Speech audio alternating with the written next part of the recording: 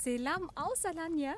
Wir sind wieder auf einem Marsch unterwegs und machen einen schönen Ausflug am Morgen früh mit Aslan und Nala. Und jetzt bin ich hier Richtung Üzümlüköy am Dim-Barrage oben. Und dann steht da ein großes Schild auf der rechten Seite mit Shifa Tarlası. Und das heißt praktisch das heilende, gesunde Feld. Und dann kommt man zu Fuß, also nicht mit dem Auto, zu Fuß hier runter und ist praktisch wie auf einer kleinen Insel. Und ich glaube wahrscheinlich ins nächste Dorf. Total schön. Ich bin jetzt auch das erste Mal hier. Und dank meinen Hunden erlebe ich hier auch wirklich wunderschöne Orte. Und ich wollte eigentlich Richtung Üzümlüköy laufen, also die bekannte Strecke. Bin ich hier auch, aber irgendwie biegen wir immer mal wieder jeden Tag aufs Neue, mal links, mal rechts ab. Und es ist herrlich schön. Also ein wunderbarer Ort, um zu wandern, um zu picknicken, um einfach zu entschleunigen. Du siehst schon hier diese wunderschöne Aussicht. Es ist also mit Worten, also in dem Video ist es wahrscheinlich halb so schön wie live hier dabei zu sein mit dem bloßen Auge. Tolle Gebirge, sattes Grün, hier blüht gerade alles. Es ist wunderschön. Es tut natürlich auch den Hunden gut und vor allem auch mir gut. Und falls du hier demnächst Urlaub machst oder sogar hier wohnst, kann ich dir diesen tollen Wanderort super empfehlen. Für mich ist Alanya ein Paradies. Es ist wirklich ein Paradies hier. Hier gibt es alles. Hier gibt es den See, hier gibt es das Meer, hier gibt es das wunderbare Taurusgebirge. Eine herrliche Natur und dazu auch noch tropische Früchte. Wunderbares, saisonales, frisches, gereiftes Obst und Gemüse. Das ähnelt hier auch schon Kanada. Alanya hat so viele Orte. Du hast hier alles. Deswegen bin ich auch so, wir als Familie so fasziniert von dieser Gegend, weil wir wirklich Alanya wertschätzen und lieben. Wir lieben diesen Ort. Jetzt so nach der Fastenzeit habe ich mir auch ganz viel Gedanken gemacht, was eigentlich so elementar für mich ist. Was ist eigentlich in meinem Leben mir so wichtig? Und dann ist mir eine Sache total klar geworden. Die Freiheit. Ja. Die Freiheit, dort leben zu können, wo ich mich wohlfühle. Die Freiheit zu besitzen, an einem Ort zu leben, wo ich mich gesund und glücklich fühle.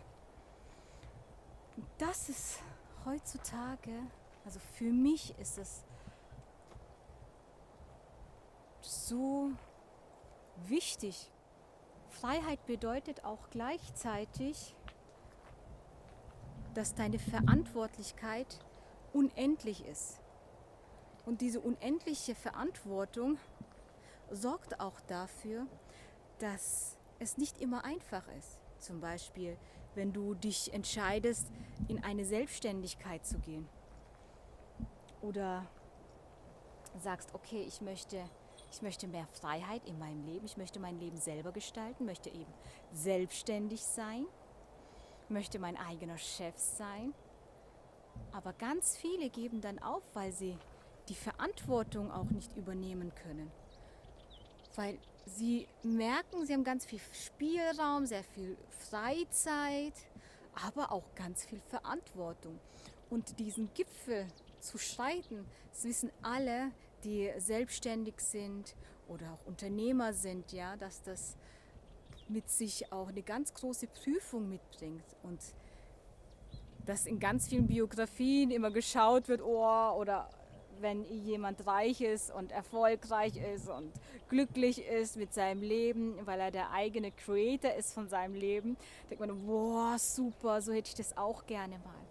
Aber wenn du dann mal tiefer in die Thematik reingehst und schaust, wie war denn der Weg dorthin, bis du dorthin gelangt bist, wie war das? Und das ist genau das, diese Verantwortlichkeit zu übernehmen, das ist eine große Prüfung und dann auch Ruhe zu bewahren, weil es ist wirklich wie eine Achterbahn. Es geht hoch und runter, hoch und runter. Und eins, was mich immer total aufgebaut hat, gerade jetzt zum Beispiel im Immobiliensegment, haben wir zum Beispiel unsere erste Immobilie verkauft, aber waren halt hier in Alanya, waren wir halt die Almancıs, ja, die Türken, die aus Deutschland kommen. Und wir waren dann am Anfang wirklich sehr gutgläubig auch und haben dann eigentlich ein totales Verlustgeschäft gemacht. Das war so dieses Gutgläubigkeit auf Vertrauen, was ja auch richtig ist, was man auch machen soll, wenn man auch kooperativ arbeitet. Aber unser erster Kooperationspartner war halt eine Panne, ja. Das war äh, total unlukrativ für uns, hat sich überhaupt nicht gelohnt. Es hat eigentlich viel mehr Nerven gekostet. Aber, was haben wir daraus gelernt? Das war sehr lehrreich. Wir haben so viel gelernt, weil wir so runtergefallen sind und richtige Schürfwunden hatten, dass wir gesagt haben, okay, diese Faktoren dürfen uns nicht mehr passieren, ja, in diesem Segment. Und, und dann ist es halt auch manche sind so Tagesdenker oder im Türkischen sagt man auch Fırsatçı, die halt für den Moment denken und es ist denen völlig egal, was die Nebenwirkung ist, wenn sie andere Menschen betrügen, weil das sind einfach Tagesdenker, das sind Momentdenker, die schauen nicht in die Zukunft. Äh, Ich weiß nicht, vielleicht weil sie Not haben und dann praktisch ihren ganzen Charakter ausschalten oder vielleicht nie auch einen Charakter besessen haben, keine Ahnung. Ähm, ja, und was ich dir damit sagen möchte, ist auch, dass eigentlich das Prinzip des Universums so ist, dass vor allem, wenn du in Freiheit leben möchtest, ja, vor allem, wenn du sagst, ich bin bereit, die Verantwortung in meinem Leben zu übernehmen. Ich bin bereit, ja, tief zu fallen, aber auch wieder die Berge nach oben zu erklimmen. Dann ist es genauso wichtig, so wie du nimmst und möchtest, ist es genauso wichtig in deinem Mindset, so geht es mir, zu geben. Zu geben, zu geben, zu geben, zu geben. Und so ist es, wenn du zum Beispiel andere beschenkst. Es gibt sogar Studien darüber, ja. Wenn du andere beschenkst, machst du dich glücklicher damit, wie wenn du dir selber etwas kaufst. Und das stimmt. Also ich erlebe das selber aus eigener Erfahrung. Es macht mich total glücklich, zu spenden, zu geben, zu machen. Vor allem dann, wenn die Menschen gar nicht damit rechnen. Ja? Und sei es nur im Servicebereich zum Beispiel, aus eigener Erfahrung, jetzt die Woche hatte ich das.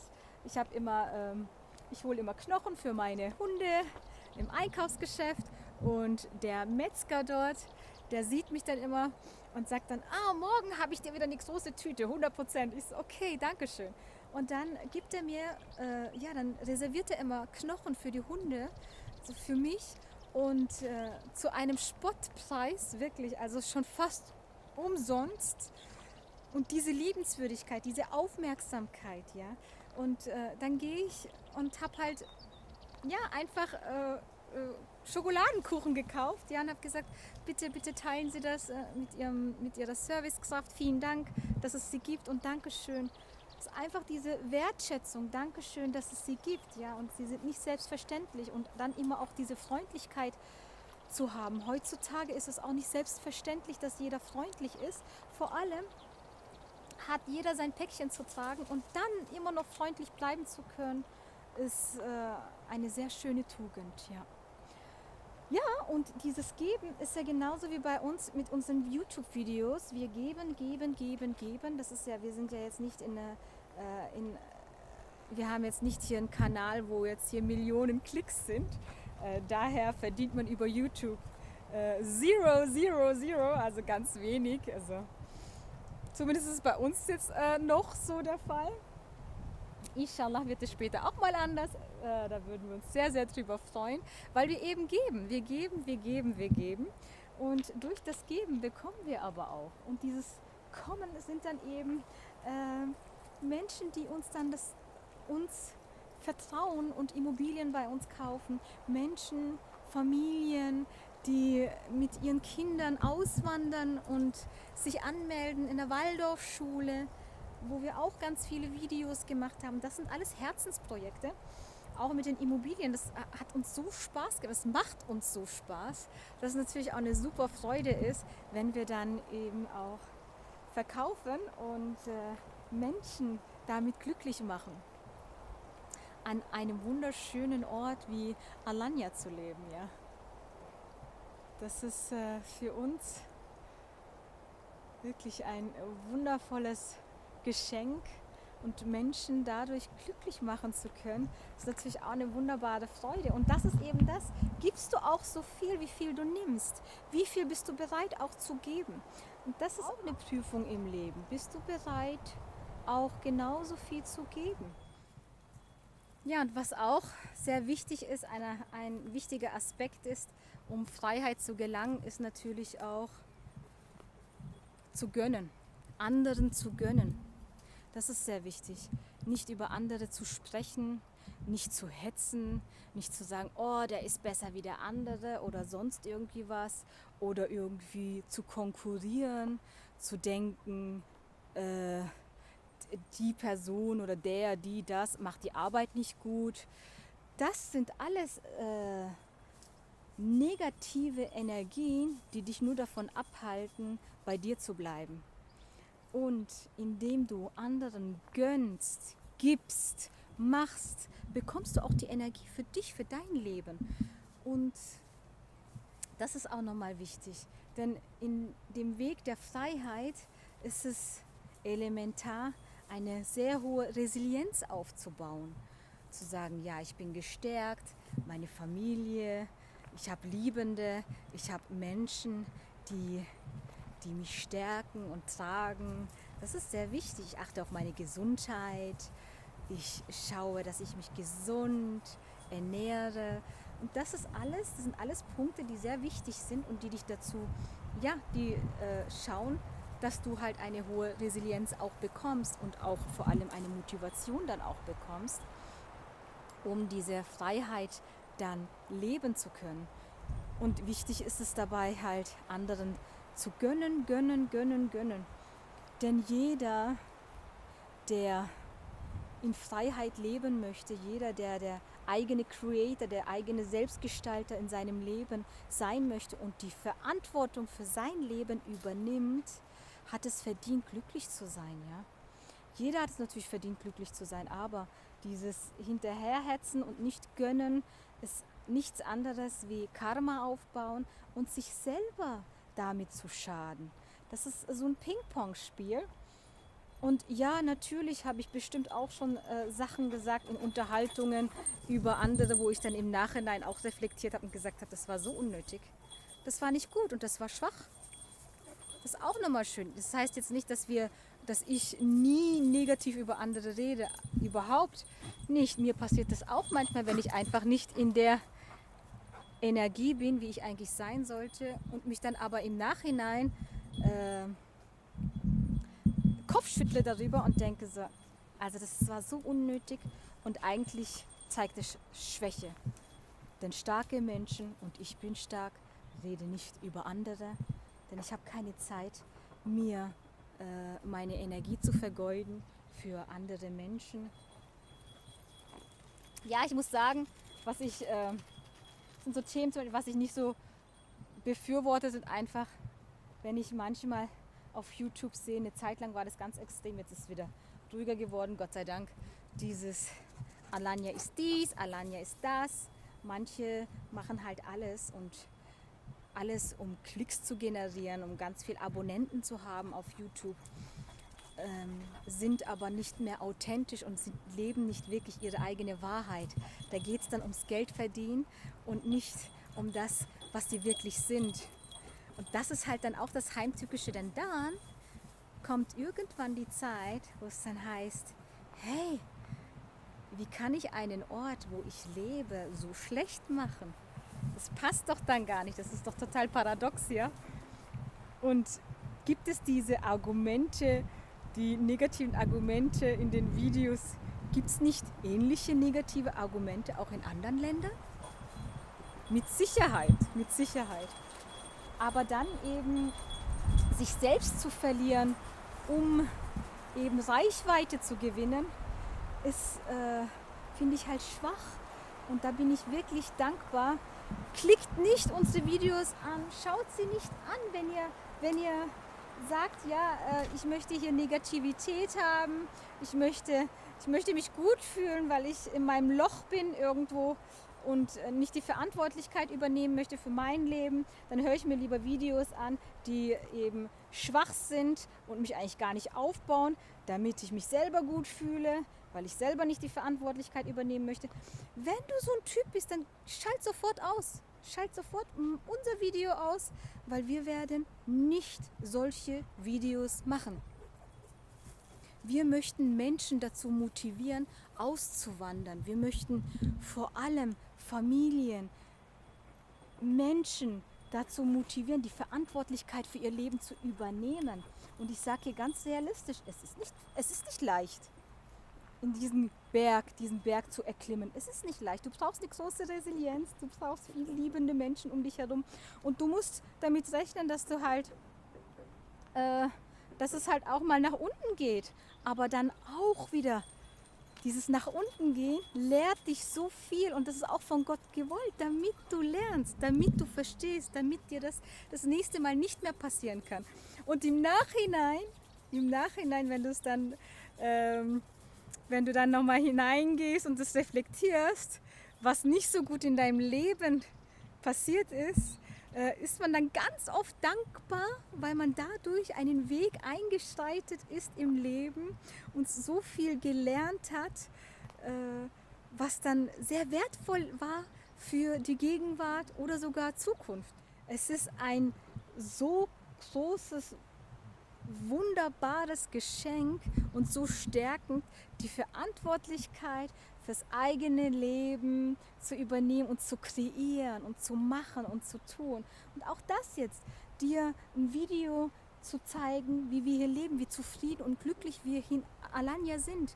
Natürlich gibt es auch andere Tage, natürlich läuft es mal nicht so gut, aber wo läuft es immer perfekt? Und wäre das immer perfekt, wäre es doch total langweilig, dann wüssten wir doch gar nicht das Perfekte zu schätzen. Ja, und wir machen ja auch ganz viele Videos mit unseren Kangal-Hunden, weil das halt genau das ist. Das hat auch für uns, das gibt uns auch das Gefühl von Freiheit. Denn solche Hunde zu besitzen, braucht viel Natur. Und durch Nala und Aslan bekommen wir auch immer erinnert, wo wir leben, ja, und dass wir in Freiheit leben. Und das ist total gut so. Es zeigt uns, dass wir den richtigen Weg gegangen sind. Was ich dir auch sehr, sehr, sehr gern nahelegen möchte, an dein Herz legen möchte, ist, glaub niemanden. Glaub niemanden, die vor allem sagen, das klappt nicht, das geht nicht, ich habe das probiert, das wird eh nicht, so wirst du es auch nicht schaffen, weil ich es nicht geschafft habe. Die beste Erfahrung ist, wenn du in die Praxis gehst und du bist nicht die Person. Die Person hat eine ganz andere Resilienz, eine ganz andere Vorgehensweise. Deswegen hör nicht auf andere, sondern geh selber in die Praxis. Denn du hast die Stärke, es durchzuziehen und diesen Berg zu erklimmen, was vielleicht die Person, die dir Ratschläge gibt, es nicht mal ansatzweise so hat. Deswegen mach du dein eigenes Ding, hör nicht auf andere, denn du bekommst Gottes Nachrichten und diese Nachrichten bedeuten, die du dann empfangst, du schaffst es. Du bekommst keine Nachricht umsonst. Du bekommst diese Intuition, diese Gedanken, weil du es schaffst. Du musst es nur verstehen. Und so ist es auch. Und auch andere, die sagen, das ist auch jetzt wieder so ein Paradox, aber wenn ich es schaffe, dann schaffst du es auch. Das hört sich sehr motivierend an, aber da ist auch nochmal die Vorangehensweise auch nochmal sehr wichtig. wenn ich es schaffe, dann schaffst du es auch, heißt nicht, dass die andere Person das auch schafft. Denn da ist auch nochmal die Frage, was hat die Person für eine Erfahrung? Nicht immer der Weg spielt halt eine sehr große Rolle. Nicht, manchmal ist man so gutmütig und möchte einen motivieren, aber man weiß, oder du weißt eigentlich, dass die Person, dem du das vielleicht empfiehlst, hey, wenn ich das schaffe, dann schaffst du das auch, gar nicht diese Kraft hat. Ja? Und da ist es auch wichtig, realistisch zu sein und ehrlich zu reden, zu sagen, okay, probier es einfach. Ja? Probier es, jeder hat seine eigene Vorgehensweise, Erfahrung. Das ist auch nochmal wichtig. Nochmal auch herzlichst bei euch bedanken dafür, dass ihr uns auch unterstützt, indem ihr unsere Videos anschaut, indem ihr uns abonniert, indem ihr auch dafür sorgt, dass unsere Reichweite auch höher wird, indem ihr uns ein Like gibt. Ich finde das sehr, sehr wichtig, das auch zu erwähnen, denn das ist auch dieses Bhakti-Yoga, dieses Dienen für andere. Und das ist genau das, was uns glücklich macht. Auch zu sagen, danke, danke, auch wenn es nur so ein Klick ist, wo mit ein Like steht, ja. Aber das ist, danke, es ist nicht mehr selbstverständlich. Ich meine, wir sind hier so viele Milliarden Menschen, über 8 Milliarden Menschen, oder sind wir schon 8 Milliarden, ich weiß es nicht. Und es gibt so viel soziale Medien, so viele Medien im Allgemeinen. Und da ist dann ein Klick, ein Abo, ein Kommentar nicht selbstverständlich. Und ich möchte auch dafür mich bedanken, wir als Familie dafür bedanken, vor allem auch für euer Vertrauen bedanken und diese Wertschätzung, die ihr uns gibt, weil ihr wisst, dass wir sehr authentisch sind, ja, und dass es nicht uns darum geht, um etwas, um Klicks zu bekommen, sondern dass es uns darum geht, uns zu zeigen und ein authentisches Leben hier in Alanya zu zeigen. Ganz, ganz liebe Grüße von mir. Alles Gute und alles Liebe euch. So, Nala isst gerade eine Karotte. Die liebt das. Davor hat sie ein Stück Knochen bekommen. Die haben nämlich noch gar nicht gefrühstückt. Und so bekommen sie schon mal einen kleinen Snack. Aslan, magst du eine Karotte? Hast du Lust? Ja, der Aslan, der mag auch eine Karotte, gell?